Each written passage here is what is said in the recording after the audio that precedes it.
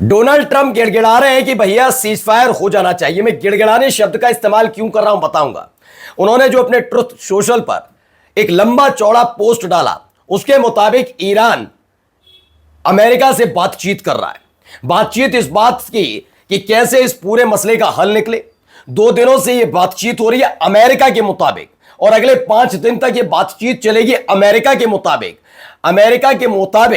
अगले 5 दिन तक अमेरिका ईरान के इंफ्रास्ट्रक्चर और पावर प्लांट पर हमले नहीं करेगा अमेरिका के मुताबिक। लेकिन ईरान के मुताबिक क्या? ईरान के मुताबिक डोनाल्ड ट्रंप एक नंबर के झूठे किस्म के व्यक्ति हैं। ना ईरान की प्रत्यक्ष और ना ही अप्रत्यक्ष तौर पर कोई बातचीत अमेरिका के साथ चल रही है, और इसके सबूत के तौर पर ईरान ने एक बार फिर से इजराइल को दहला दिया। इस बयान के बाद जब ट्रंप ये कह रहे हैं कि भैया मेरी तो बातचीत चल रही है, तो पहले तो ट्रंप का झूठ सबके सामने आया। वजह क्या है ट्रंप के झूठ बोलने की, वो भी आपको दिखाऊंगा। क्योंकि अमेरिका में अर्थव्यवस्था पूरी तरह से ईरान युद्ध के बाद हिल चुकी है, शेयर मार्केट लगातार डूब रहा है। अब ऐसे में डोनाल्ड ट्रंप के इस बयान का असर क्या क्या हुआ वो देखते चलिएगा। लगातार गिर रहे जेट और इन सब के बीच अमेरिका बेचैन क्यों है? वो 5 देश कौन से हैं जो ईरान के निशाने पर है, जिनको टारगेट पर लेते ही ट्रंप को यह बयान देना पड़ा, और ये झूठा किस्म का बयान देना पड़ा। एक एक खबर आज आपको दिखाने जा रहा हूं। नमस्कार, मैं हूं प्राज्वल गौतम और आप देख रहे हैं खबर चौक।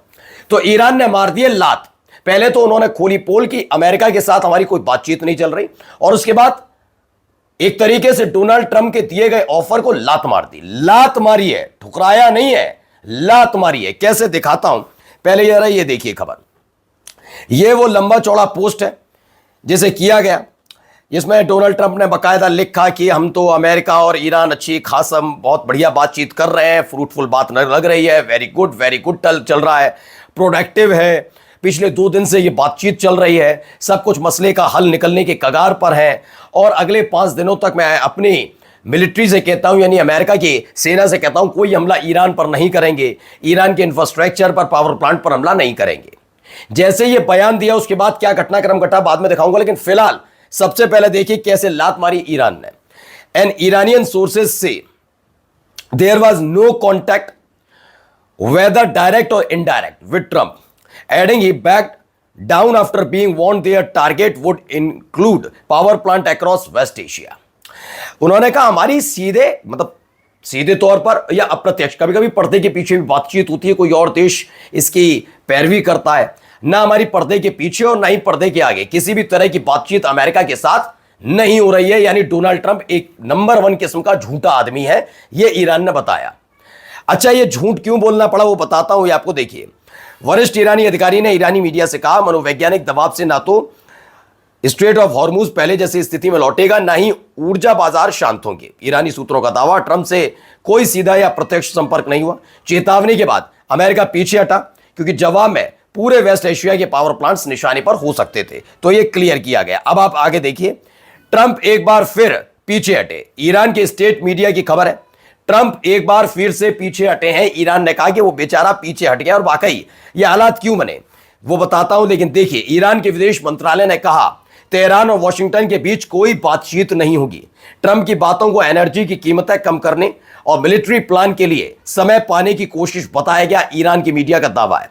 दरअसल ये हरकत पहले भी हो चुकी थी। ईरान में दंगे चल रहे थे, प्रदर्शन हो रहे थे, जबरदस्ती प्रदर्शनकारियों पर हो रही कार्रवाई के नाम पर अमेरिका कूदकर युद्धपोत लेकर ये समंदर में आ जाता है, ईरान के समुद्री क्षेत्र वाले इलाके में पहुंचता है, अंदर नहीं लेकिन बाहर ही, और दबाव बनाता है। और इसी बीच फिर जब युद्धपोत फंस जाता है तो डील चिल्लाता है, और जब इसी बीच 28 तारीख को अमेरिका और इजराइल हमला कर देते हैं। यानी एक तरफ डील की तैयारी होती है और दूसरी तरफ पूरे मिडिल ईस्ट में रसद, भारी भरकम रसद, हथियार, पैट्रियोट सिस्टम्स यानी एयर डिफेंस सिस्टम वो तैनाती की जाती है और फिर हमला कर दिया जाता है। एक दिन पहले ही ईरान ने मना किया था कि वो अमेरिका से किसी तरह की बातचीत नहीं करेंगे, और उधर ट्रंप दावा कर रहे हैं कि 2 दिन से बातचीत चल रही है। उन्होंने कहा है कि बातचीत नहीं होगी। ट्रंप का एनर्जी की कीमतों को कम करने की कोशिश है, क्योंकि थू-थू हो रही है ट्रंप की अमेरिका की थू हो रही है पूरी दुनिया में। दूसरा, मिलिट्री प्लान के लिए समय चाहते हैं कि एक बार फिर से और रसद मिडिल ईस्ट में पहुंचे। मैं आपको बता दूं कि अमेरिका के पास रसद की कमी ना हो, लेकिन मिडिल ईस्ट के अंदर उसके पास अब रसद नहीं बची, इतना बम गोला बारूद नहीं बचा कि वो ईरान के हमलों को रोकने में कामयाब हो मिडिल ईस्ट के अंदर। ये क्या समय चाहते हैं? क्योंकि इस बीच एक खबर आई थी कि ईरान की सरकारी न्यूज एजेंसी मेहर ने ट्रंप की धमकी के जवाब में कड़ा संदेश दिया, बिजली को अलविदा कहने के लिए तैयार हो जाएगी, क्योंकि अब पूरे मिडिल ईस्ट को अंधेरे में डुबो सकते हैं, बड़े पैमाने पर ब्लैकआउट कर सकते हैं और इंटरनेट ठप कर सकते हैं। ईरान की तरफ से पर्शियन गल्फ के पावर प्लांट का मैप भी जारी किया गया, जिन्हें संभावित निशाना बताया गया।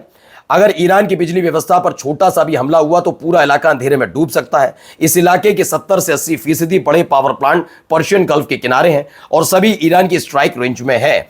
यह भी दावा है इसके अलावा कि यह चेतावनी सीधे तौर पर इन देशों को मानी जा रही थी, सऊदी अरब, यूएई, कुवैत, बहरीन और कतर इन देशों पर हमला करने की तैयारी में था और ऐसी जगह हमला करने की तैयारी में था कि पावर प्लांट इनका ध्वस्त होता, अंधेरे में डूब जाते, तभी एक हमला खबर आई। लेकिन क्या अरब देशों के को बचाने के लिए, कभी भी खाड़ी देशों को बचाने के लिए अमेरिका ये करेगा? नहीं। इसके पीछे की एक और कहानी है। पहले देखिए खबर क्या, ईरानी हमलों से अमेरिका को हुआ $800 मिलियन का नुकसान। $800 मिलियन फूक गए। देखिए अब तक 6600 करोड़ रुपए का नुकसान हो चुका रुपये में देखा जाए, वैसे तो $800 मिलियन फूक गए। सिर्फ पैसा नहीं फूका, कैसे हुआ? CSIS की एक रिपोर्ट में दावा किया गया ईरान ने अपने हमलों में जॉर्डन, यूएई और अन्य जगह मौजूद अमेरिका की डिफेंस सिस्टम और सैटेलाइट कम्युनिकेशन सिस्टम को निशाना बनाया है। यह दावा है।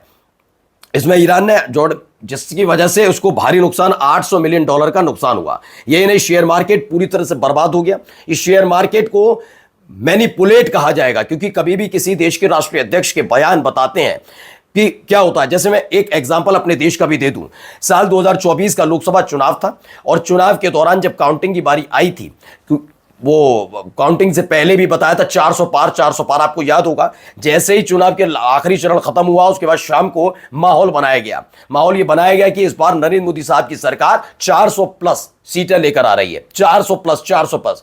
उससे शेयर मार्केट बहुत तेज रफ्तार से ऊपर उठा। लेकिन जिस वक्त काउंटिंग हुई तो वही उसी दिन शेयर मार्केट सबसे तगड़ी तरीके से टूटा। इसे एक तरीके से माहौल बनाना कहते हैं, क्योंकि सब जानते हैं शेयर मार्केट चाहे हमारे यहां का हो कहीं का हो, वो चलता भावनाओं पर है। तो वही खेल यहां पर हुआ। देखिए जब डोनाल्ड ट्रंप ने बयान दिया उस समय 7:04 पर उन्होंने अमेरिका के और ईरान के बीच युद्ध समाप्त करने के लिए सकारात्मक चर्चा हुई, ऐसा कहा। 7:10 पर यानी कि 6 मिनट बाद ही 240 अंकों की उछाल दर्ज की गई, यानी तकरीबन $2 ट्रिलियन बाजार का वैल्यूएशन जुड़ गया। लेकिन 27 मिनट बाद ईरान का एक बयान आया और उन्होंने ट्रंप के सभी दावों को झुटला दिया। और उसके बाद क्या हुआ? -120 अंक गिर गया, यानी $1 ट्रिलियन बाजार से वैल्यूएशन मिट गया। यह काम करने की कोशिश की गई थी। वहीं देखिए एक और बड़ी टेंशन है अमेरिका के लिए। ट्रंप कि ईरान रणनीति पर अमेरिकी सैनिकों में असंतोष है। यह हफ पोस्ट के मुताबिक कुछ सैनिक खुद को राजनीतिक मोहरे जैसा महसूस कर रहे हैं। एक अधिकारी ने संभावित जमीनी ऑपरेशन को एकदम बेकार बताया। कुछ सैनिकों ने कहा कि वे इजराइल के लिए मरने को तैयार नहीं है, यानी इजराइल जो है उसको लेकर अमेरिका के सैनिक भी बागी हो रहे हैं। ऐसी खबर निकलकर सामने आ रही है कि अमेरिका के सैनिकों का एक बड़ा टुकड़ा जो है वो बहुत नाराज चल रहा है कि जबरदस्ती इजराइल के लिए उनको झोंक दिया गया है इस पूरे युद्ध में, जबकि इस युद्ध की जरूरत अमेरिका को इस दौर में थी भी नहीं। नमस्कार। New public inter college Lucknow, admission open. For more information call 0522 282232 और 7755 089585।